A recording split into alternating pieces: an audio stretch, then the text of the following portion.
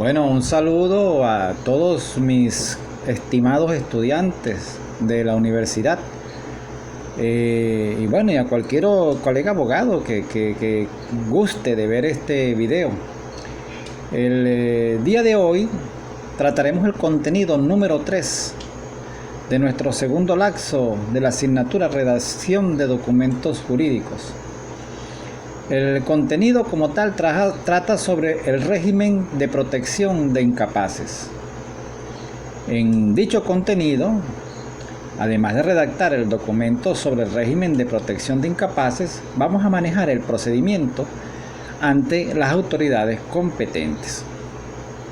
La clase de hoy tiene que ver un poco con parte de ese procedimiento que se maneja para este régimen de protección de incapaces. Antes de iniciar, les recuerdo suscribirse a mi canal, denle un clic a la campanita y luego le va a salir una notificación donde dice todas. Dele ahí en todas para que le lleguen todas las notificaciones de los videos que yo esté subiendo. Bueno, sin más, vamos a entrar en el tema. ¿Qué es la interdicción? Bueno, constituye el estado de una persona a quien se le ha declarado incapaz de actos de la vida civil. Bueno, por adolecer o por carencia de un defecto intelectual grave o por virtud de una condena penal. Según nuestro Código Civil venezolano, el entredicho, este es el nombre que se le da a la persona sometida a interdicción, queda sometido a una incapacidad negocial plena, general y uniforme, privándosele de la administración y manejo de sus bienes. Esto aun cuando tenga intervalos de lucidez, tal cual como está establecido en el artículo 393 de nuestro Código Civil venezolano. ¿Y quiénes pueden ser sometidos a interdicción? Bueno, pueden ser sometidos a interdicción los mayores de edad, también los menores emancipados y los menores no emancipados, pero siempre que se encuentren en el último año de esa minoría de edad, tal cual como está establecido en los artículos 393 y 394 del Código Civil. En este caso, la interdicción no surte efecto, es decir, en el caso de los no emancipados no surte efecto, sino cuando la persona alcanza la mayoría de edad. Su utilidad consiste en asegurar la continuidad de la protección del sujeto, que pasará automáticamente de la patria potestad a la tutela de menores y de la tutela de menores a la tutela de entredichos. Se preguntarán ustedes, pero ¿por qué la interdicción solo opera en los mayores de edad y los emancipados? Bueno, porque el menor no emancipado está bajo la patria potestad. Así de sencillo. ¿Y quiénes pueden pedir esa interdicción? Nuestro Código Civil establece en el artículo 395 que esa interdicción puede ser solicitada por el cónyuge siempre y cuando estén casados. Sin embargo, el excónyuge puede solicitar la interdicción en representación del hijo común. En el caso de las personas que no estén casadas, pero que estén bajo una unión estable de hecho, también puede solicitar esa interdicción. Igualmente, si se separan, pero tienen un hijo en común, también pueden solicitar esa interdicción. También cualquier pariente del incapaz. Esta facultad, por cierto, no se concede jerárquica o gradualmente, sino concurrentemente a todos los parientes de la ley, por ley. Tampoco fija límites al grado de parentesco, Pero como otras disposiciones legales atribuyen efectos jurídicos a la consanguinidad hasta el 6º grado y a la afinidad hasta el 2º grado, pues debe admitirse que es hasta esos grados. El síndico procurador municipal también puede solicitar esa interdicción. Esto se justifica por el interés colectivo que existe en la materia. También cualquier persona que tenga interés, como por ejemplo un socio, también puede ser solicitada por el juez cuando procede de oficio. Esta es la llamada interdicción judicial. Ahora bien, no se puede declarar la interdicción sin haber interrogado a la persona a la cual se sospecha carece de un defecto intelectual grave y también haber oído a 4 de sus parientes inmediatos o, en su defecto, amigos de la familia. Esto está establecido claramente en el artículo 396 del Código Civil venezolano. Muy bien. ¿Quiénes pueden realizar la anulación de los actos hechos por el entredicho? Porque una vez que se solicita la interdicción, si ese entredicho pues ha realizado ciertos actos, pues es lógico que deban ser anulados. Ahora, ¿quiénes pueden anular estos actos? Según lo establecido en el artículo 404 del Código Civil, pueden anular estos actos el tutor, el rehabilitado y sus herederos o causavientes. ¿Qué clases de interdicción hay? Interdicción judicial. Se origina por la existencia de un defecto intelectual grave en una persona. Es una medida de protección para esas personas porque no tiene la inteligencia necesaria para dar valor a sus actos. Y es preciso salvaguardar su patrimonio. Su nombre deriva de que es necesaria la intervención del juez para pronunciarla, con razón de una sentencia declarativa por medio de la cual se priva a la persona de la administración de sus bienes. Muy bien, esto es en cuanto a la administración de los bienes, ¿verdad?, de la persona. ¿Ok? Bien, ¿cuáles son las causas por las cuales se procede al juicio de interdicción? Bueno, que en la persona haya un trastorno mental notorio que altere gravemente sus facultades intelectuales, tales como inteligencia, voluntad y conciencia. También que el defecto sea habitual aun cuando existan intervalos lúcidos en el individuo y que el individuo sea mayor de edad o menor emancipado. Efectos que genera esta interdicción. Se establece desde el día del decreto de la interdicción, tal cual como está establecido en el artículo 403 del Código Civil, que el entredicho queda privado del gobierno de su persona, queda afectado de una incapacidad plena, general y uniforme, y en consecuencia sometido a tutela. También el tutor debe cuidar que el entredicho adquiera y recobre su capacidad, es decir, adquiera su capacidad y la recobre. Con esta finalidad se debe utilizar principalmente los productos de los bienes, tal cual como está establecido en el artículo 401 del Código Civil. El juez, con conocimiento de la causa, decidirá si el incapaz debe ser cuidado en su casa u otro lugar, pero no intervendrá si el tutor es el padre o la madre del incapaz. Bien, en cuanto a la tutela de entredichos por defecto intelectual, igual que la tutela ordinaria de menores, ni el cónyuge ni los padres necesitan, según lo establecido por el artículo 400 del Código Civil, primero, discernimiento para ejercer el cargo de tutor.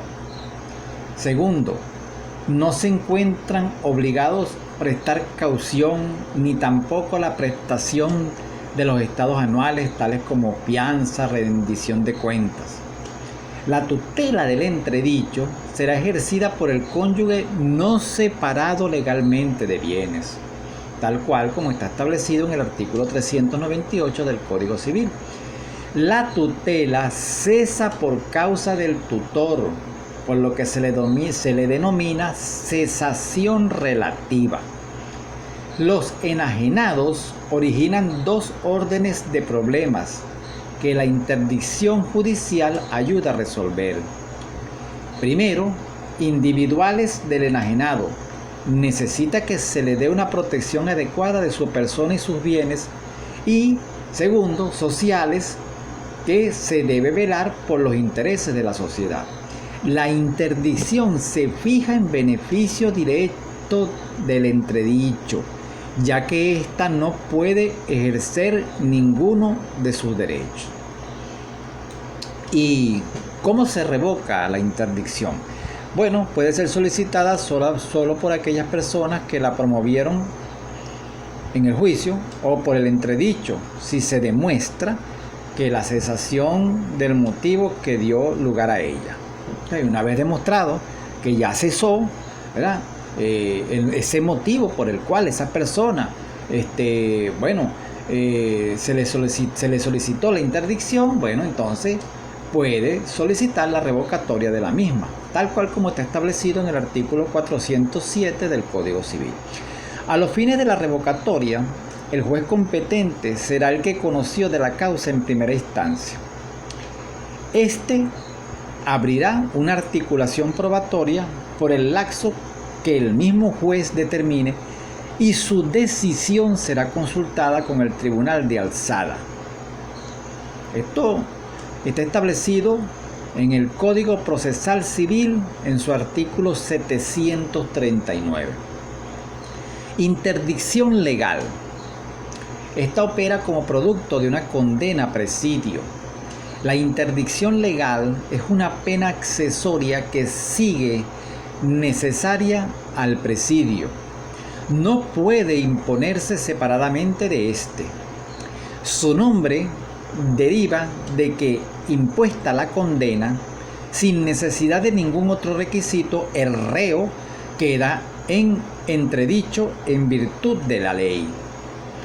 Determina esto una incapacidad de defensa social.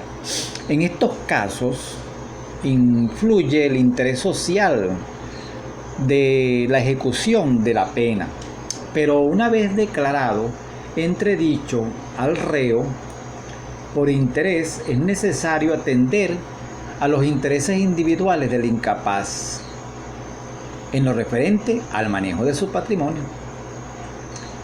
La interdicción legal se regula por las normas de la interdicción judicial en cuanto éstas sean aplicables y genera los siguientes efectos. Primero, no queda sometido a tutela, sino al régimen penitenciario del lugar de reclusión que le sentencie el juez.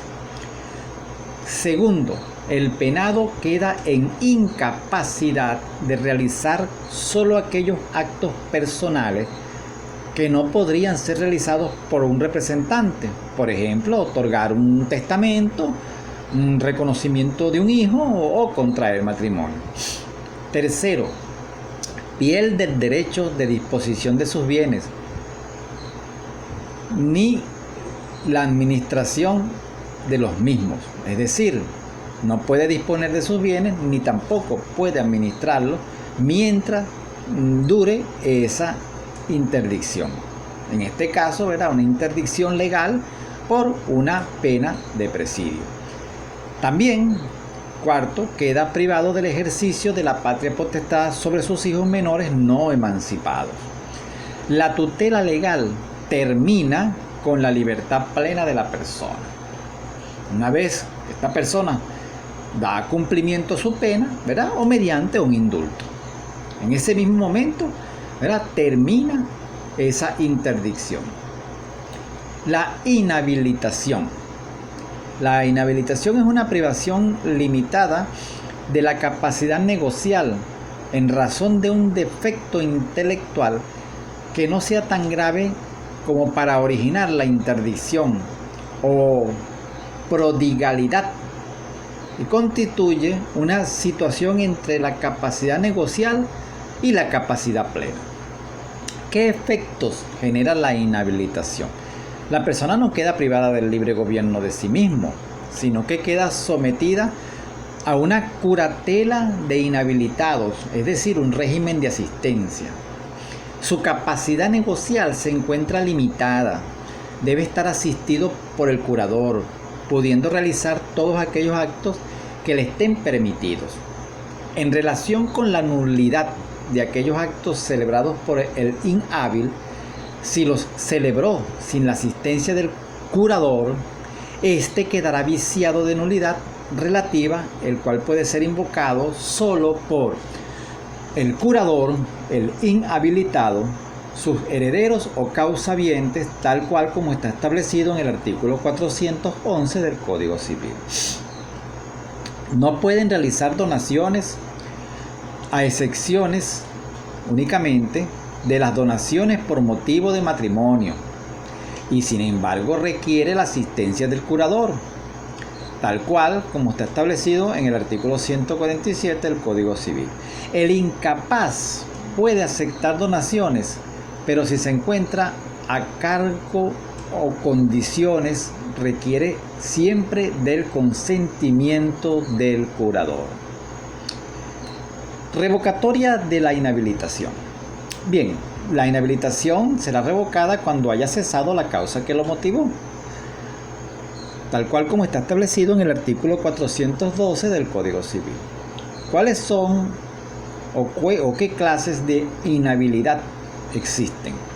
Tenemos la inhabilidad judicial, que es la pronunciada por el juez mediante sentencia, que declara inhábil al sujeto por presentar un defecto intelectual que no sea tan grave como para originar la interdicción. Es decir, para que tiene un defecto grave, esta persona va a ser inhabilitada, mas no se va a originar una interdicción, porque no es un defecto tan grave como para llegar a originar la interdicción.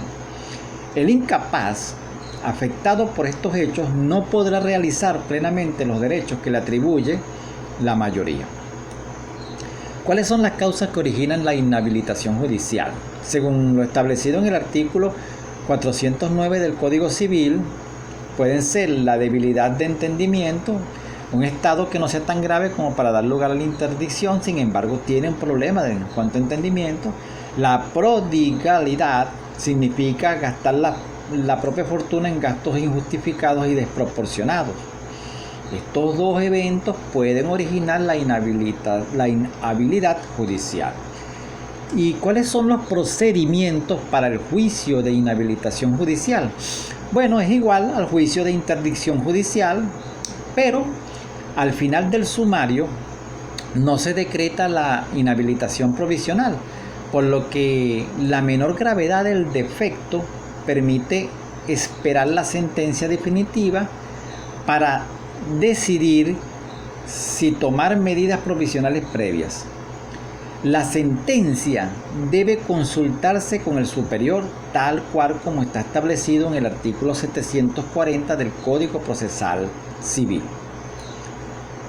Inhabilitación legal es la que afecta a personas determinadas por la ley, sin que sea necesario pronunciamiento judicial alguno. ¿Quiénes son inhábiles por la determinación de la ley? Bueno, según lo establecido en el artículo 737 del Código Procesal Civil, los inhábiles por determinación de la ley son los sordomudos, los ciegos de nacimiento y los que hubieren cegado durante la infancia, de 0 a 12 años, a partir del momento en que alcancen la mayoría. Esto a menos que el tribunal lo haya declarado hábil a esa persona para manejar sus negocios. Importante, ¿ok? Si el tribunal lo declara hábil para manejar sus negocios, entonces no puede haber inhabilitación legal. La presunción del legislador a los fines de esta norma es que de tales defectos físicos suelen afectar al sujeto en una medida que exige una limitación de su capacidad para la gestión de sus intereses patrimoniales. Bueno, muchas gracias por haber estado escuchando mi video. Bueno, nos vemos en la próxima clase, en la cual vamos a redactar el documento. Ok, vamos a aprender a redactar este tipo de documentos. Y bueno, y también nos veremos en los grupos de WhatsApp de estudio. Recuerden, suscríbanse, denle la campanita y a todas las notificaciones para que siempre estén enterados de todos los videos que yo esté subiendo. Muchas gracias y que Dios los bendiga.